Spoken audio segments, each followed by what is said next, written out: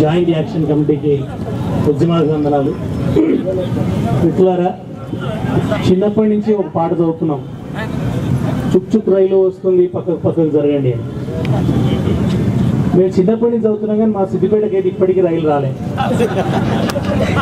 ఆ పాటనే చదువుతున్నాం, మాకు పక్కకు జరగాల్సిన అవసరం రాలే, రైలు రాలే. మాకు ఎంత విషాదం అంటే, మేము ఎప్పుడన్నా పిల్లల్ని ఎక్స్కర్షన్ తీసుకొని పోతే రైలు కనబడితే మా పిల్లలు ఎక్కడ సార్ రైలు రైలు అని అడిగి రైలును చూసి అబ్బా రైలు రైలు రైలు అని చప్పట్లు కొడతారు. ఈ ఒక్కటి చాలు తెలంగాణ ఎంత భయంకరంగా అణిచివేయబడ్డదో, ఎంత వెనకబడ్డదో చెప్పడానికి. రైలును చూడటమే అద్భుతం, ఇంకా రైలు ఎక్కుడు కాదు. కానీ నాకు ఆంధ్ర ప్రాంతం వాళ్ళని చూస్తే చాలా ఆశ్చర్యం అనిపిస్తుంది. అదే సాయంత్రమే గోదావరికి దిగానండి అంటుంది. ఈ గోదావరికి దిగుడు ఏందో, కృష్ణకి ఎక్కుడు ఏందో, విశాఖకి ఎక్కుడు ఏందో ఎన్నడూ నాకు అర్థం కాకు. ఇగో ఇప్పుడు పెద్దగా నాకు అర్థమవుతున్నది. ఓ ఈ విశాఖ ఎక్కుడంటిది, గోదావరి ఎక్కుడంటిది. ఇప్పటికి కూడా మీకు చాలా ప్రాంతాల నుంచి రైల్లో ఎట్లా ప్రయాణం చేయాలో తెలియదు, ఎట్లా ఆగుతుందో తెలియదు, ఎట్లా ఎక్కానో తెలియదు, టికెట్ ఎక్కడ ఇస్తారో కూడా తెలియదు. ఈ స్థితిలో తెలంగాణ ఉన్నది. రైలు రాకపోవడం అనేది ఒక ప్రాంతం యొక్క అభివృద్ధిని ఎంత కుంచింపజేస్తుందంటే, ఎంత తక్కువ చేస్తుందంటే చెప్పరా.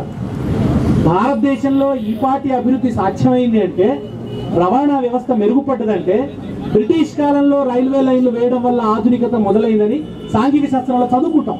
కానీ రైల్వే లైన్లు తెలంగాణలో చాలా చోట్లకు రాలేదంటే తెలంగాణలో ఆధునికత అనేదే మొదలు కాలేదు అని వాళ్ళు మనం అర్థం చేసుకోవాల్సినటువంటి పరిస్థితి. ఇంత విషాదాన్ని తెలంగాణ అనుభవించి, భారతదేశ ప్రభుత్వం, స్వతంత్ర భారతదేశం మిశ్రమ ఆర్థిక వ్యవస్థను అవలంబించింది. ఆ కారణంగా కొంత అభివృద్ధి భారతదేశంలో వచ్చింది. అది ప్రాజెక్టులు కట్టడం కావచ్చు, ఉద్యోగిత రావడం కావచ్చు. దీనివల్ల ఒక సగటు అభివృద్ధి వచ్చింది.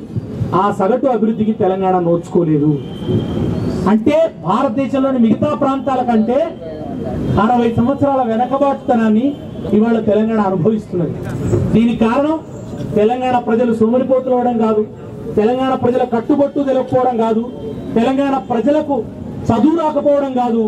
ఒకటే, ఆంధ్రప్రదేశ్లో ఇది విలీనమవడం, ఆంధ్ర వలస తెలంగాణని ఒక కాలనిగా మార్చుకొని కబళించి వేయడం వల్ల ఇవాళ తెలంగాణ ఈ దుర్మార్గమైనటువంటి అవస్థను అనుభవిస్తుంది. మిత్రులారా, ఒక్కసారి మీరు హైదరాబాద్లో చూడండి, అమీర్పేట, కుకట్పల్లి కాలనీలు. ఇక్కడ ఎవరు కనబడాలి? తెలంగాణ మధ్యతరగతి ప్రజలు కనబడాలి. కానీ ఇవాళ మీకు కనబడేది ఆంధ్ర మధ్యతరగతి కనబడదు. ఎందుకు కనబడుతున్నారు వీళ్ళు?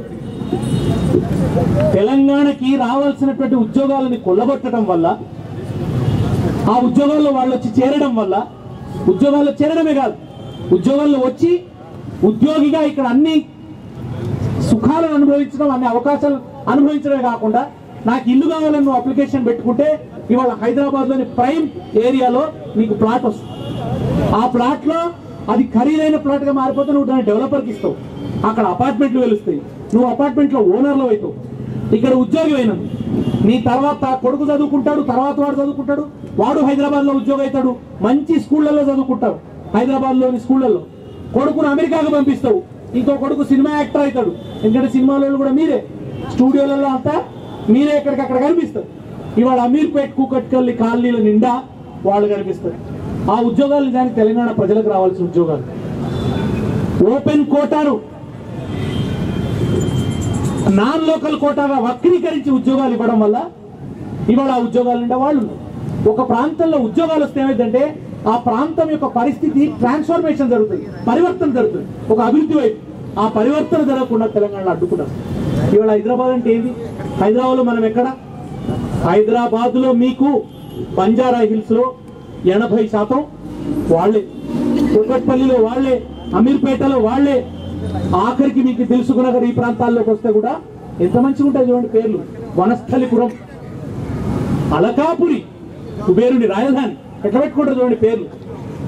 కొత్తపేట వచ్చినాక మన పాతపేట నాశనమైంది. అలకాపురి మనోడు ఎక్కడ? బతుకమ్మకుంట, నామాలగుండు, జగద్గిరిగుట్ట, అడ్డగుట్ట, గుబురుగుట్ట, వారాసిగూడ, ఎక్కడ మోరీల కంపు ఉందో అక్కడ మనోడు.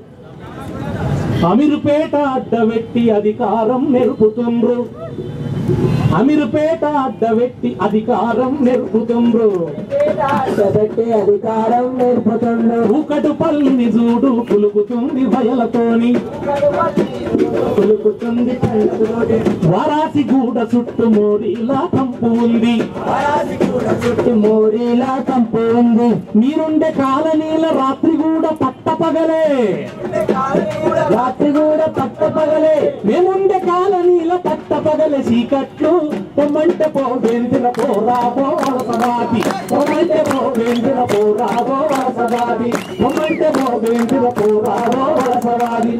ఈ రైల్వేలో ఉద్యోగం చేయడం అంటే కూడా తెలుసు, క్వార్టర్లు ఉంటాయి. కూలిపోయిన క్వార్టర్స్ కూడా తెలంగాణకి రాలే. నేను అనేది అది క్వార్టర్ కూలిపోవడం కాదు, బతికే కూలిపోయింది. మనకి బతికే కూలిపోయింది. రైల్వేలో కూడా ఎక్కువ అధికారులు ఎవరు ఉంటారో నేను మీకు చెప్పవలసినటువంటి పని లేదు. రైల్వే నిండా వాళ్ళే ఉంటారు, బ్రాడ్ గేజ్లు అక్కడనే ఉంటాయి. ఇవాళ ఇన్ని రకాలుగా అన్ని కోణాల్లోంచి తెలంగాణ అణచివేతకు గురై ఉన్నారు వెళ్ళిపోయిన తెలంగాణ ఇవాళ ఉద్యమిస్తుంది. ఇటువంటి పరిస్థితి మీరు ఇంకెక్కడ చూడరు. ఉద్యోగస్తులు ఎక్కడైనా రైల్వే ఉద్యోగులు ఒక సామాజిక నిరసనకు దిగడానికి చాలా వెనక ముందు ఆడాలి. సెంట్రల్ గవర్నమెంట్ ఉద్యోగులు మీకు చాలా నియమ నిబంధనలు ఉంటాయి. వాటన్నింటినీ పటపట తెంచుకొని వాళ్ళు మీరు రైలు నిలయం ముందట ఒక టెంట్ వేసి రండి, ఇది మామూలు విషయం కాదు. ఇది ఒక చారిత్రాత్మక సందర్భం.